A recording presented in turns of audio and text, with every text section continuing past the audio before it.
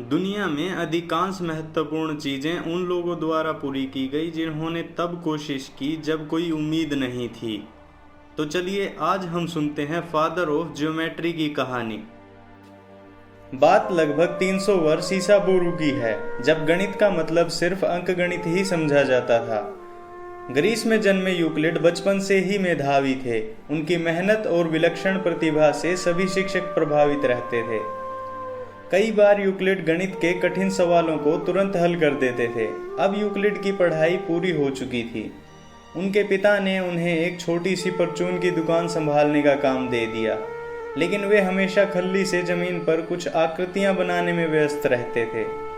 जब कोई उनसे पूछता कि क्या कर रहे हो, तब वे बताते कि मैं गणित का अध्ययन कर रहा हूँ। सब आश्चर्य करते कि ये कैसा मैथमेटिक्स है जिसमें सिर्फ चित्र बनाए जा रहे हैं। यूक्लिड की व्यस्तता चित्रों के अध्ययन में इतनी बढ़ गई कि वे अपनी दुकान नहीं संभाल पाए और जल्द ही दुकान बंद हो गई। जब रोजी रोटी का सवाल उठा तब यूक्लिड के पिता घबरा गए। लोग कहने लगे कि यूक्लिड का दिमाग खराब हो गया है, लेकिन यूक्लिड इन सभी बातों की परवाह किए बगैर दिन रात अपने काम में जुटे रहे। आखिर वो दिन आ ही गया जब यूक्लिड के नए गणित का सपना पूरा हुआ और उन्होंने ज्योमेट्री का आविष्कार किया। अपने सारे फॉर्मूले और कंसेप्ट्स को एक जगह शामिल करके उन्होंने एक पुस्तक का रूप दिया, जिसका नाम उन्होंने एलिमेंट रखा। हालांकि अब उनके सामने सबसे बड़ी चुनौती थी कि इसे स्कूल के विद्यार्थियों तक कैसे पहुंचाया जाए। सबसे पहले वे उस स्कूल गए जहां से उन्होंने पढ़ाई की थी और शिक्षकों को इस नए गणित के बारे में समझाने का प्रयास किया।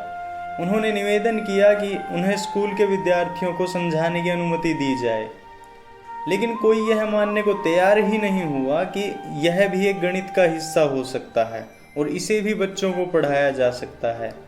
यूक्लिड ने दूसरे विद्यालयों में भी जाकर बात की, परंतु कोई भी तैयार नहीं हुआ। अब यूक्लिड ने एक छोटा सा स्कूल खोला और बच्चों को बहुत ही कम फीस पर अपने नए गणित को पढ़ाने की इच्छा व्यक्त की, पर कोई भी पढ़ने नहीं आया। उन्होंने कहा कि अब वे निःशुल्क ही पढ़ाएंगे, फिर भी कोई पढ़ने के लिए तैयार नहीं हुआ। तब यूक्लिड ने एक तरकीब सोची। उन्होंने कहा कि जो मुझसे पढ़ेगा मैं प्रत्येक क्लास के बाद उसे एक मिठाई दूंगा। फिर क्या था, बच्चे पढ़ने आने लगे, लेकिन किसी की रुचि पढ़ाई में नहीं होती थी। उन्हें इंतजार होता था कि क्लास खत्म हो और मिठाई मिल जाए। आखिर एक दिन छोटी सी बच्ची ने क्लास के दौरान एक सवाल पूछा कि आखिर ये दोनों रेखाएं आपस में क्यों नहीं मिल रही हैं। अब यूक्लिड की खुशियों का ठिकाना नहीं था। उन्हें लगा कि दुनिया में कोई तो है जिसने मेरे नए गणित को समझने का प्रयास किया। आज वही गणित पूरी दुनिया में ज्योमेट्री के नाम से विख्यात है। दुनिया के किसी भी कोने में शायद ही कोई स्कूल होगा जहां ज्योमेट्री की पढ़ाई ना होती हो। यूक्लिड को फादर ऑफ ज्योमेट्री कहा जाता है।